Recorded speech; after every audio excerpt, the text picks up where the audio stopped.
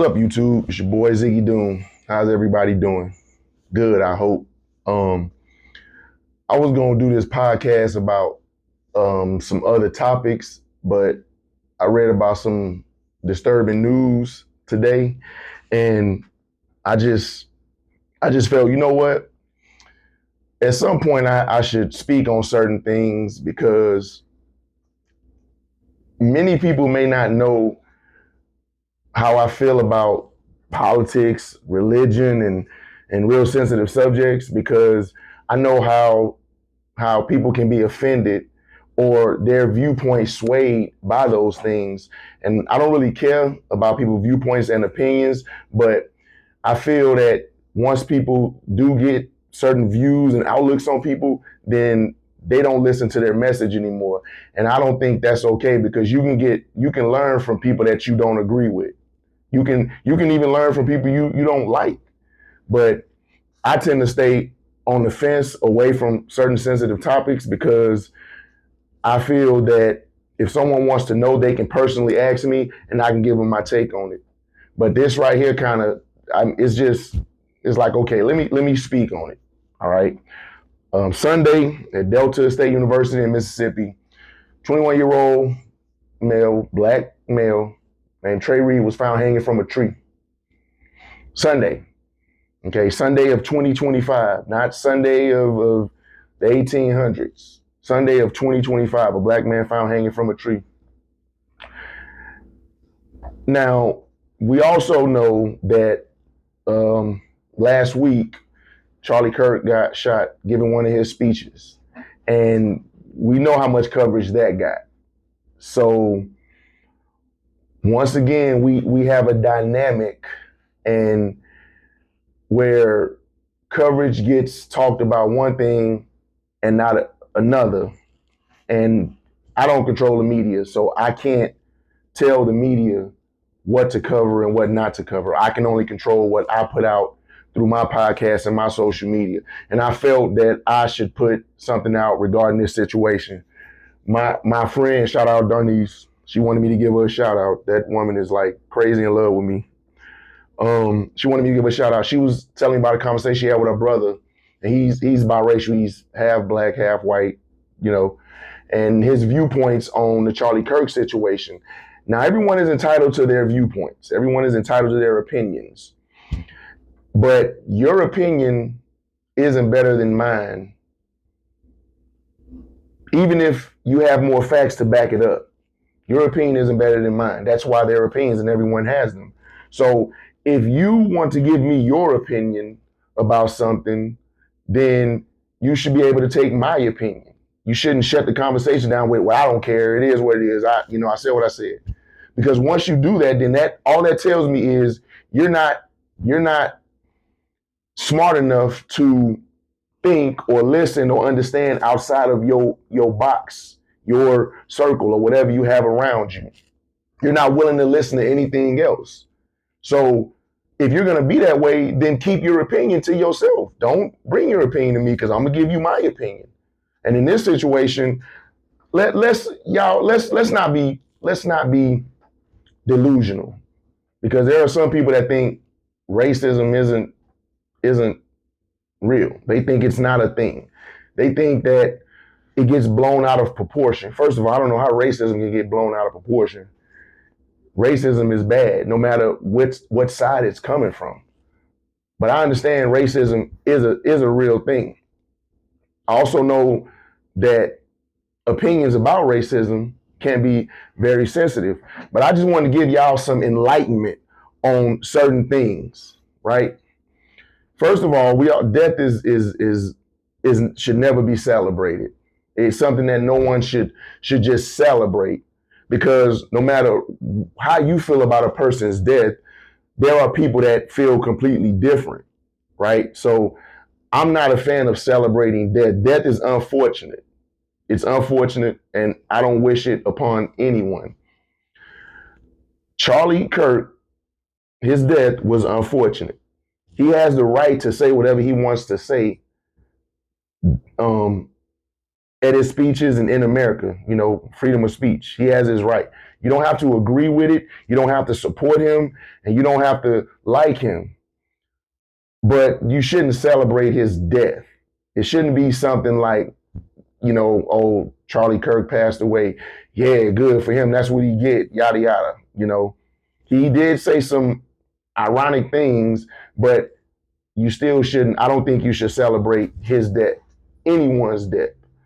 And Trey Reed, who got hung from a tree in 2025, that was symbolic. That was extreme hate, and it was symbolic. That's what that was. Hanging that black man from that tree at Delta State in Mississippi was symbolic. Whoever did it, they could have conjured up a bunch of other ways to do it, which is not right in itself, but to do it that way, that was symbolic. And what do you guys think that symbolism means, hanging from a tree? What do you guys think? I'm gonna tell you what I think. I think it means that some people want to go back to those days. Some people want to go back to those days, and let's not be delusional. There are people that do want to go back to those days. They want to go back to those slavery days where it was okay to do that. There are people that are blaming black people for Charlie Kirk's death, and he was killed by a white man. A white man was killed by a white man. And there are some people that somehow are taking that, putting a spin on it, and now they want to blame black people. They want to rise up against black people. And I mean, when you really don't like somebody or a race, you use anything to justify it. And that's what that is. These people are using that to justify hanging people from a tree, going back to slavery. That doesn't make sense. But there are people in the world that are like that. And there are people that think racism isn't a thing, or have told me I'm making a big deal out of it. It's not that big of a deal. And she know who she is that told me that. And that just gonna forever stay in my head. Oh, it ain't that racism ain't that big of a deal. You just trying to be over dramatic about it. Let me give y'all some dates. 1865, 1877, 1964, and 1972. Okay. 1865 was when slavery ended. It ended. Okay. Jim Crow laws were enacted around 1877. This was from the southern states because they didn't want slavery to end, but they still didn't want to have nothing to do with black people. So Jim Crow laws basically said, we're going to segregate black people from white people. And it was okay. Congress approved it. They said, you can be separate and equal. That's why they approved the Jim Crow laws that were going out. They say, yeah, you can be separate and equal. No, you can't. You can't be separate and equal because what happened? You had whites only, blacks only water fountains, whites only, blacks only restaurants, whites only, blacks only stations on buses. And then you had jobs that whites only, blacks only. Now, how in the world can you achieve or get ahead if you're segregated and everything is predominantly one race and the other race has very little resources? So that's how they got around the slavery, the southern states that didn't want to end slavery. They used the Jim Crow laws to say, hey, we don't want to have nothing to do with them. Let's separate them from us, and we'll mask it by calling it separate but equal, which clearly it wasn't. I mean, you guys have seen throughout history what has happened during that segregation time, right? So you had slavery, then you had segregation, right? So in 1964, the Civil Rights Act got rid of the Jim Crow laws. So from 1864, essentially from 1864 to 1865 to 1964, that's almost 100 years where black people were at a disadvantage. And you guys know how we were treated. Water hosed, and we didn't have fair and justice in the court system, in the workforce, in the pay system. it wasn't fair. We were at a disadvantage for 99 years, right? Then you have in 1972, you had the Equal Employment Opportunity Act. Okay, that act was not to, because it's a lot of people that don't know a lot. They just talk, but they don't know a lot. The Equal Employment Opportunity Act was to prevent companies from hiring people or discriminating against people based on their race, gender, ethnicity, all that. That's what the Equal Employment Opportunity Act was. That was not to give black people an unfair advantage. That wasn't telling companies, hey, I don't care how many people you have there, you got to hire 20 black people, whether they qualified or not. But see, we have a lot of ignorance in this world, especially with social media. We have a lot of ignorance, and ignorance is going to spread way farther than the truth. And on my podcast, I'm gonna give y'all what I know. I'm not gonna lollygag shit. I'm gonna give y'all what I know. You can look these dates up, man. 1865, 1877, 1964, and 1972. So the Equal Employment Opportunity Act in 1972 was built off the Civil Rights Act to help jobs, because once Civil Rights Act obliterated Jim Crow, they were still, the companies like, well, we still gonna hire, who we want to hire.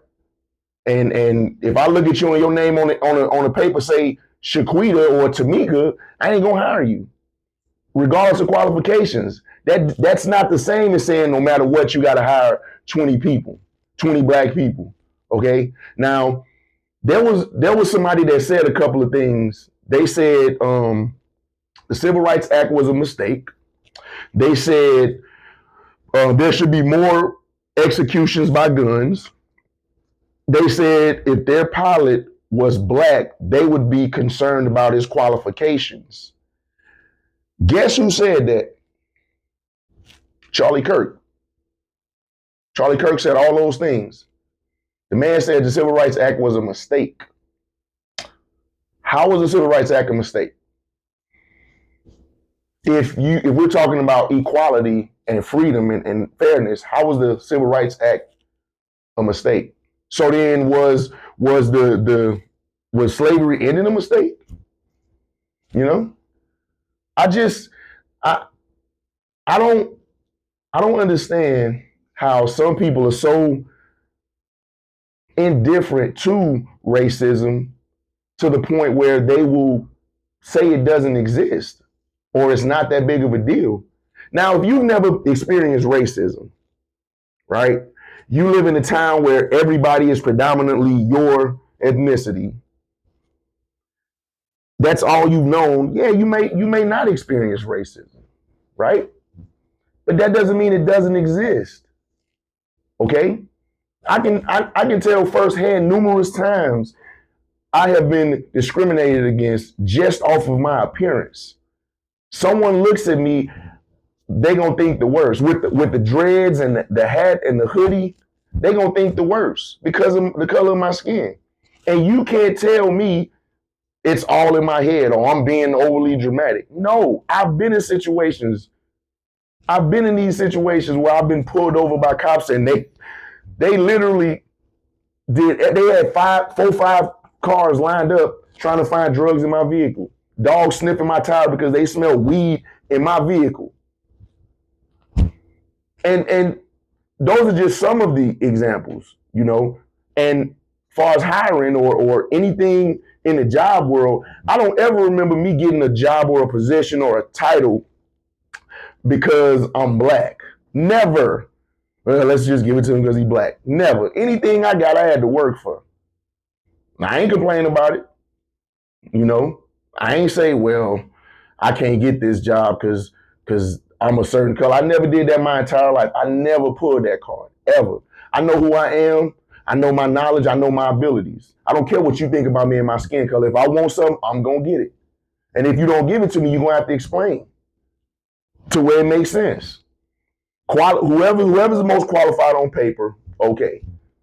Not how someone looks and how you think about them. And we all know that happens in the workforce still. People get positions based on who they friends with or who they cousin is and who they family is. Let's not be delusional. I live in a small town and I promise you it's a whole lot of best friends, cover-ups, and we related, and this my third nephew, and that's my stepdaughter. It's a lot of that in this town. I live in the town where that little girl threw her kid in the trash can, and she's gonna get off. She's not gonna get in trouble. Alexi Treviso, I think that's her name. That's where I live, in that town where that little girl threw the baby in the trash can, and she's gonna get off. Yeah. So I know it's a real thing. When I hear stories that my kids tell me about what happened to them in school, and I address it, and nothing that gets swept under the rug. I was about to flip this whole little town of Artesia upside down because the teacher hit my son, press charges, and the district attorney threw out the case. Yeah, you know. And when I think about Trey Reed, 21 years old, hanging from a tree, I instantly think about my sons. I have 5 black sons. And yes, I say black. 2 of my sons are biracial. But I say black because if they get pulled over by a cop, when they go out into the world, that's how the world sees them. That's how the world sees them, as black. So I have 5 black sons. And when this happened, that's what I think about. What if that was my son? Hanging from a tree. No, whatever this young man did, I promise you, it didn't warrant him being hung from a tree. Okay? Period. Young black man. I have 5 young black sons. So that's what troubles me. And then when I hear people say, "Oh, it ain't no racism ain't that big of a deal. You just taking it out of proportion." Yeah, it bothers me. It bothers me. Because how can you say I'm taking something out of proportion about something you've never been through in your entire life? You've lived in a community where everybody looks, thinks, and acts like you.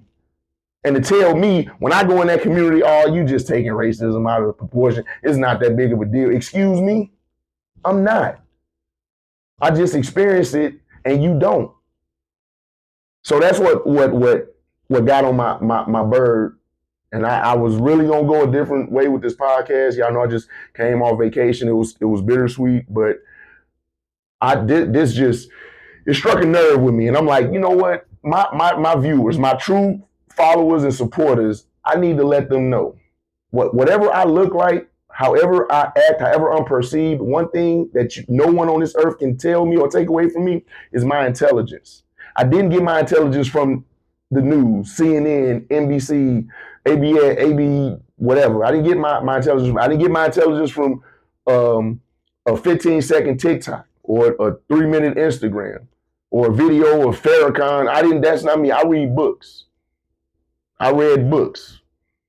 That's how I learned. I had questions.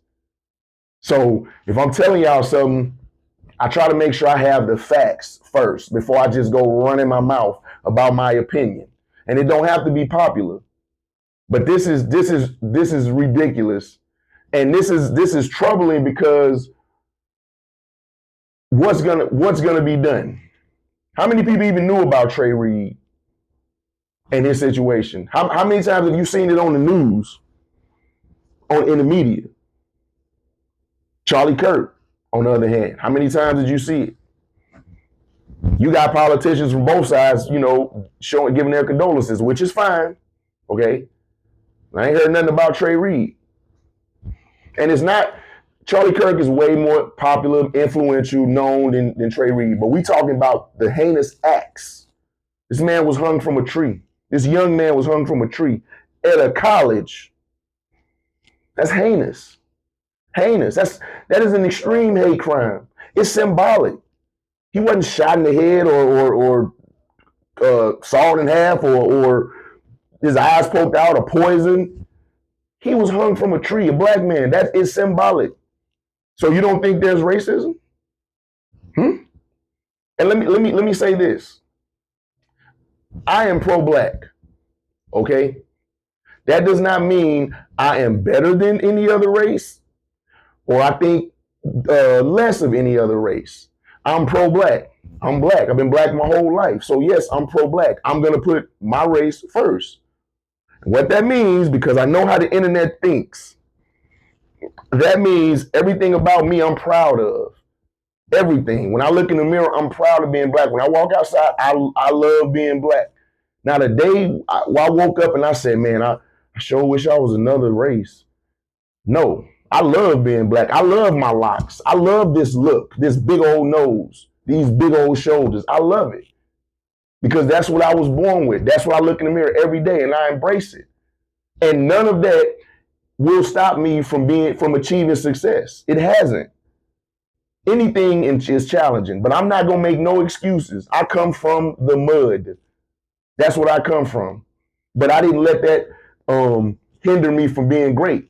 So when I'm walking around and people looking at me and they saying things or I don't care. You can't take away my knowledge. You can take away anything else you want. But you can't take away my knowledge. And with that alone, I can get ahead. I can get somewhere in this world. Period. So yes, I'm pro-black. Nothing wrong with that. Nothing wrong with being pro-white. Nothing wrong with being pro-Mexican. Nothing wrong with being pro-Asian.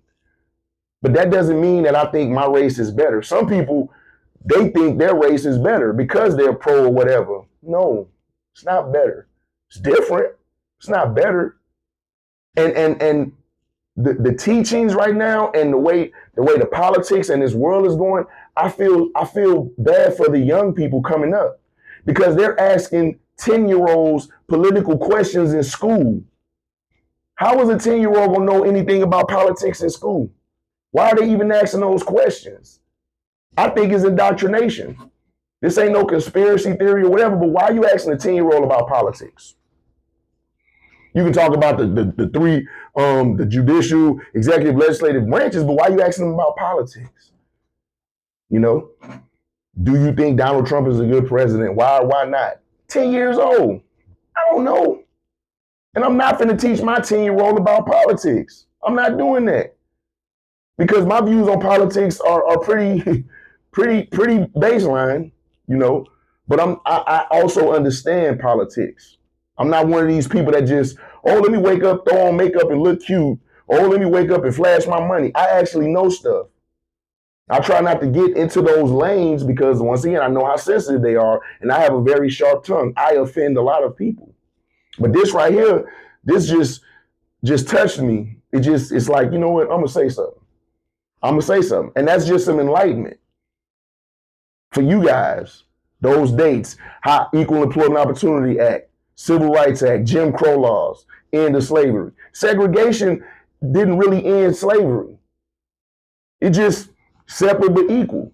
We still was at a disadvantage. If slavery ended, why can't everyone commingle?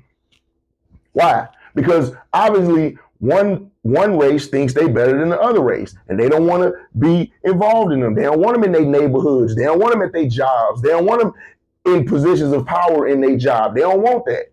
So let's segregate. Let's enact some laws and keep us separate and say it's separate. Say that segregation can be equal. No, it can't. When one side has all the power, controls all of the flow of everything, and one side doesn't, how is that going to be equal? It's not. But so many people don't even know this stuff. Black, white, Puerto Rican, they don't even know. Jim Crow. Was that a cartoon character? Civil Rights Act. Oh, that was Martin Luther King Jr., right? That's where people's own ignorance and lack of being informed is going to fail them. Because I can talk with the best of them and we can have a healthy debate. You're going to give your side, I'm going to give my side. We shake hands, we walk away. I understand that. But some people don't. They think they give their side and they right. And I just have to agree with their side or they don't want to talk. Okay, cool. We ain't got to talk. I can live, work, interact, and reside with people that I have little or nothing in common with because I respect them as a person. And if they can respect me as a person, we get along fine. See, I know how I'm viewed, right?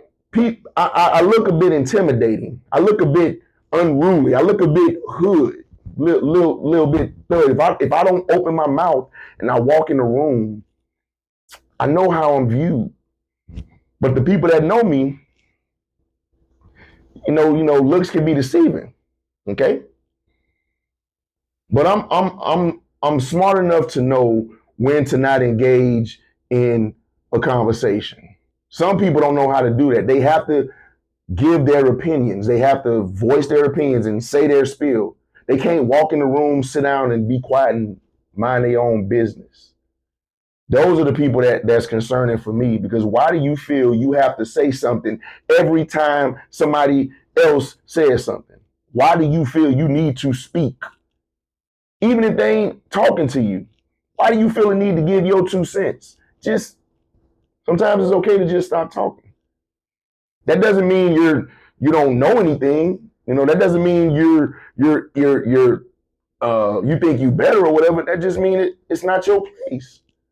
I sit in rooms and I hear people talk about some of the craziest stuff, and I know the truth and what's not true about it. I don't say anything, and I'm okay with that. I just mind my business, keep doing what I'm doing. Now, if someone asks me, "Hey, Ziggy Doom, what do you then I'll tell them. But you got people that are set in their ways, and I'm telling y'all, in small towns, it's that much more pronounced. You have people in this town who really think they are at a disadvantage because this town is predominantly not their race. That's not really how that works.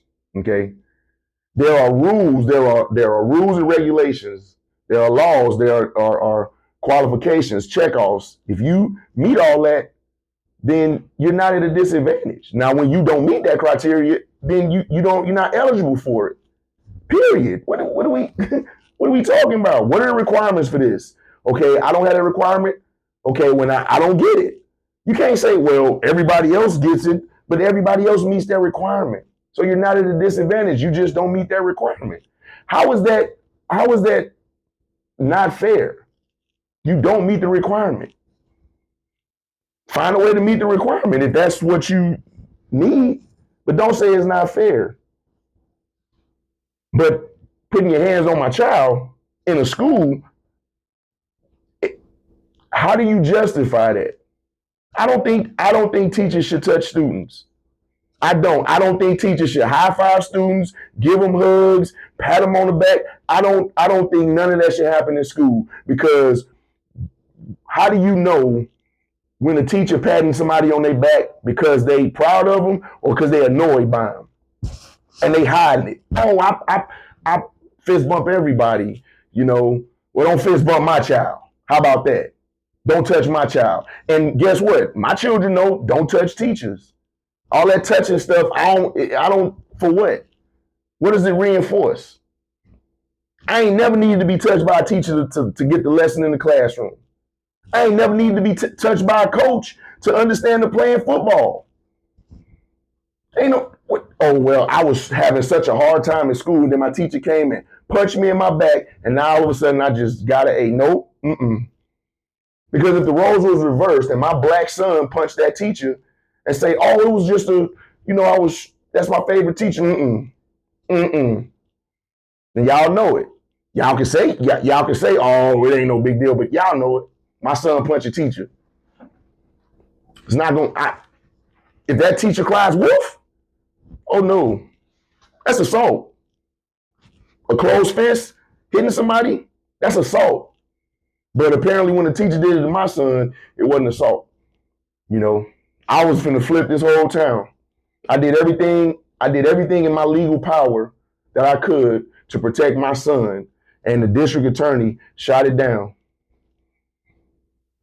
But was I surprised? No. Like I said, small town, and I don't care how anybody feel about that. Until somebody can prove me wrong, we can have a discussion about it. But that doesn't mean that you have to struggle or you can't succeed. My son graduated with honors. A lot of people like my son. Won a little dance contest at the graduation, got a couple $400, $300, $400. So that's what I teach my kids. I don't teach them hate. I don't teach them and us, or we better than them, or they hate us. I don't teach that. I say no matter what anyone thinks of you, it does not define you. Your intelligence no one can take that away from you. And with that alone, treat people the way you want to be treated. I'm not gonna preach hate, but I'm not gonna tell my kids all racism ain't a big thing. He just taking it out of proportion. He over exaggerating it. I'm no, and I'll never forget that. I see that person completely different now because of that comment. I'm not telling my kids anything delusional. My kids that, I got biracial kids. Daddy, what color am I? You want to know what color you are? Get pulled over by a cop. Let a cop pull you over. Walk through a crowd of people. You'll know what color you are. So we black. Me and my tribe, we black. We some of us biracial, some of us black mom, black dad, but I tell my kids we black, and they perfectly fine with it. I ain't had no flack from none of them about it, and that's what it is. But y'all, we got to do better as a whole, man. This place is getting so chaotic, and for me, because I ain't gonna be here much longer. I'm okay, but for the youth and the grandkids, I don't know what it's gonna be like, man. The economy already bad. We all this hatred everywhere. This ignorance that spreads. It just seems like it's gonna come to a head. It's not gonna be pretty. I just hope that if it does come to a head, everyone's prepared for that. Mine gonna be prepared because they got me. But I can't speak for everybody, man. We need to spread more knowledge, more information, more love instead of hate, ignorance, jealousy, all this stuff. Why? Why spread hate? Why? If you don't like somebody, okay, you don't like them. But do you gotta drag their name through the mud? Do you gotta actively do things to make them uncomfortable or miserable? No. That's not a problem with that person. That's a problem with you. And that's what we need to stop. Whoever hung this young man, whoever shot, they found the person that shot him. He had his reasons. He said why he did it, but that it's not cool. It's not okay. I'm not sitting here clapping at the person that did that. I'm not, doing that. Death is not okay. That man had a right to say what he said to those people, no matter who disagrees with it.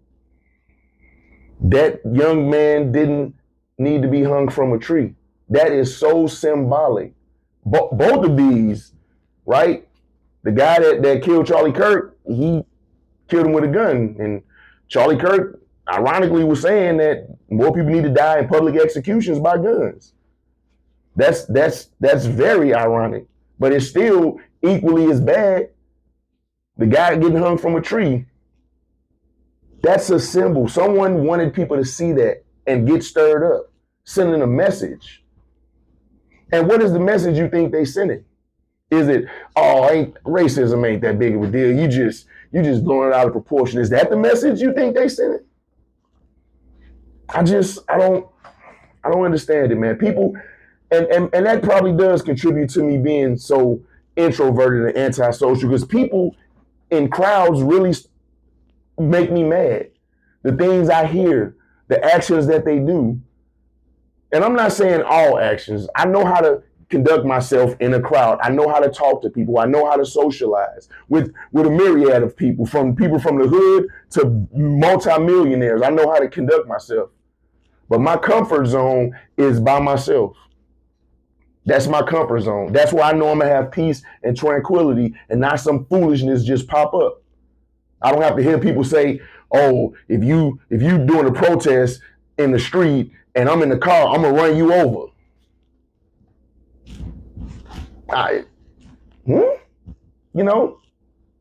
But once again, freedom of speech. That person had the right to say that. But they don't have the right to expect everyone to respond to it the same way. You got freedom of speech, but they ain't no freedom of consequence from your speech. Remember that. Whatever you say, there's gonna be ramifications. And before I say anything, I already think about the ramifications. Best case, worst case. And if I can live with it, then I'll say it. If someone asks me, I'm gonna give them my opinion. You asked. You think I was gonna lie? Gave you my opinion. That's what it is. And being so misunderstood the way I am, I just don't want that to filter down to my sons. My sons are thankfully they're different than me. They're definitely contributing to society. They some good kids, not perfect, but good. And I'm grateful for that. I'm so grateful for that. But that doesn't mean that they can't go out here in these streets and run into some foolishness, because it's everywhere. It's so rampant. You'll find a bunch of fools before you find a bunch of freedom thinkers. You will. 5 people in the group, 4 of them probably fools. That's just how this world is. Foolishness is just rampant. So I just wanted to touch on that with this podcast. It was gonna go a whole nother way, y'all, but when Darnice had told me about the stuff her brother said, and then I hear about the Trey Reed thing, I was like, let me just speak on it, And if somebody's offended, y'all already know how I feel about that. Oh well, right? I'm not hard to find. We can talk one-on-one on the phone or in face. I'm fine with either one. But I really hope that people are aware of that racism does exist, and there's no place for it. There's no place for hatred. From whether it was what happened to Charlie Kirk, what happened to Trey Reed. Unfortunate. But I think the Trey Reed one was definitely symbolic. I think the one with Charlie Kirk was more hate, like, because the guy was saying he didn't like his views and all that stuff. But the Trey Reed one was symbolic, and nobody should be hung from a tree. This is 2025, man. What are we doing? What are we doing? Spread love, y'all, not hate. Until the next YouTube video, be easy.